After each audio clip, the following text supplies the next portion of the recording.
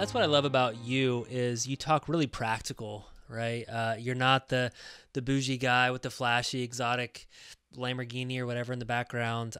You're very practical, house hacking, very practical, and you can do that with so many different things in your life, right? You talk about profit first, following a system, budgeting. I know you guys have done that, Dave Ramsey things and stuff like that. So, talk to the people out there, like, how important is it to really just get rid of all the fluff and just stay practical? And Yeah, I mean, I think a lot of it is the 80/20 principle is a core value of mine. I actually have a vision board, like I've ripped it off from the EOS model and applied it to my life. And I do actually have core values that I've really thought through. And the 80/20 principle is very much a very close to my chest because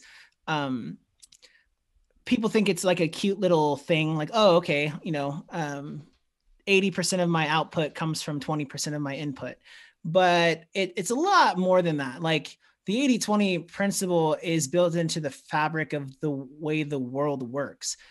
So life is not fair. It's 80/20.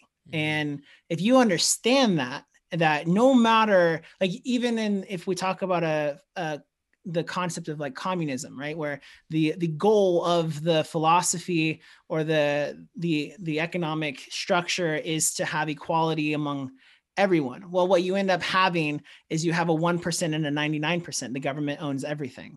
So there's no way that you can get out of this, the reality that there are leverage points that are going to give you way more results than other efforts. So like, me and Seth actually had a pretty cool discussion last year on our podcast about the 10X rule versus the 80/20 principle, because 10X can be massively wasteful. Like if you think about, like, if I wanted to work out, right? Like, what's healthy is, let's say, work out 1 hour a day. Well, if you 10X that, you're going to work out 10 hours a day. Like, really? yeah, No, that's stupid. You're that not going is, to do that. that would be terrible. That I would be would absolutely die. Yeah. terrible.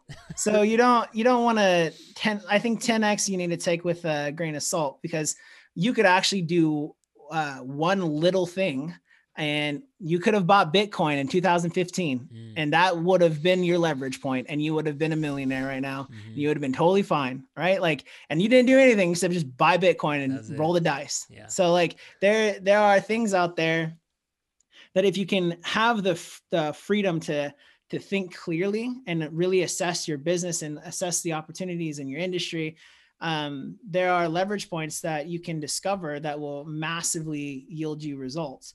And so I think based on that principle being so influential in my life and my personal framework, I look for things that actually lead to results in every area of my life: spirituality, marriage. I want success and I want to thrive in every area of my life. And that looks like something, and that actually is tangible. So based on that, I don't want to deal with things that are just going to waste my time. I want to find those leverage points that are actually going to get me the results that everybody wants. You're a guy that you like to step back and just kind of see the big picture and get some clarity. So, like, I think a lot of people don't do that, especially us men. We're grinding it out. We're in the fog. We're just going to keep pounding it, waking up early, staying up late, burning the midnight oil. And we don't get a lot of clarity when we do that. My biggest times of clarity is when I step back, I evaluate, like, what is even going on? Like, what do I even want, right? And what's my family doing? And what season of life am I in, right? How important is that to take a step back as entrepreneurs to kind of get that? I think it's really important. But I also think that can be a part of the daily or the rhythm of your life. So, for example, there's this guy named Perry Marshall who wrote, he's an 80/20 guy, among other things. He wrote his book's actually like right there. 80/20, how do you say it's 80/20 sales and marketing is what it's called. And I randomly met him at church, and that's how I found out about him. And I've talked a lot and kind of spent some time with him on some other projects and so on and so forth. And one of the things that he does in his work schedule is really strategic. Every Monday, he reserves it for a thinking day, and he doesn't take any calls. He doesn't have any meetings. He he reserves Monday for thinking because he's fresh from the weekend. He's rejuvenated. He has the most amount of energy, the most amount of clarity going in on Monday. So he takes Monday and essentially is a recluse and just like sits by himself and thinks. And then the rest, you know, the remaining 5 to 6 days, he grinds it out and does other things. Right. He kind of works his way from his week of doing like high, heavy mental energy stuff in the beginning of the week. And then he'll go towards in the end of the week, things that are more easy. Like for him, having a podcast or talking to somebody is more chilling. So he does a lot of that stuff like on Friday. It's extremely wasteful. Like it's unfortunate, but in order for you to find key leverage points, you have to waste your time on a bunch of ideas that aren't going to pan out or not going to turn into anything. But it's still the best use of time in the long run, because though you have a lot of urgent things that are always going to be pressing on you, it's the important things that will move the needle. For example, in my land business, right? Before I started my land business, everybody in land was saying that using real estate agents to sell your property was a dumb idea. Real estate agents don't know anything about land. They just do, you know, buying and selling houses, blah, blah, blah. And I can't take the credit. It's totally my wife. My wife was the one that discovered this, but it's now kind of becoming a standard in the land industry, which is kind of crazy that, like, I don't know, maybe I'm being a little boastful, but we were kind of trendsetters. And Seth will tell you, like, because I wrote a blog post about how I use land specialized real estate agents. And after that, people now talk about it as it's like the greatest thing ever.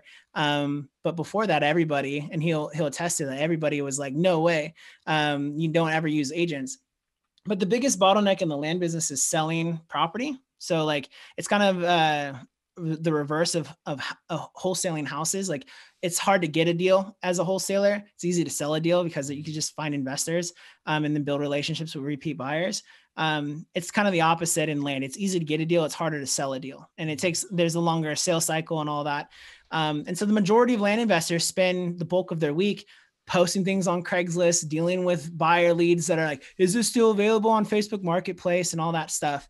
I don't have time to deal with all that because I work very full-time at RE Tipster. So through working with land specialized real estate agents and learning how to vet agents to make sure that they actually specialize in land, I outsourced the biggest bottleneck of my business. And so now I'm doing a lot and we're actually scaling. We're going into different states and like, we're doing about 10,000 units of mail a month in Florida right now and all kind of crazy stuff. But I am still spending on a very busy week, maybe 10 hours to 15 hours a week on my land business. And it's icing on the cake. And I'm not taking my month-to-month salary from it, but so I have the freedom to be able to like wait until just build a pipeline and wait until things cash out. But all that being said, like that's a leverage point. And my wife had the freedom to think through and like, how can we get these properties sold? And we stumbled across this thing, which is a huge deal. So it might feel wasteful, or you might, have to at first deal with the fact of like, in your head, oh, I got to get back to this person. I got to do this. I got to get back to this email, da, da, da, da, da. But all that urgent stuff is always going to be there. And there's always going to be something demanding for your attention. It's the important stuff that really is going to move the needle in the long run. So even if you spend 8 hours, a full workday, and you only have one idea, that one idea could be your $1 million idea. No, so. I love it. It's so important.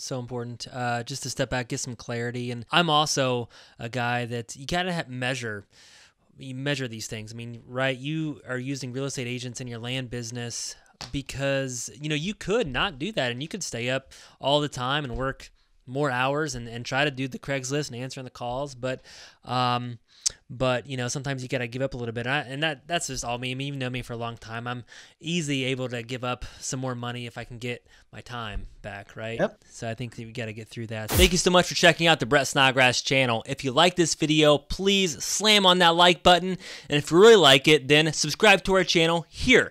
And remember to leave us a comment below, and I'm going to try my hardest to reply to all the comments. Thank you guys so much. This is why I do what I do. Every single week, I come out with content that focuses on success, freedom, and living out your purpose. Thank you guys so much. See you next time.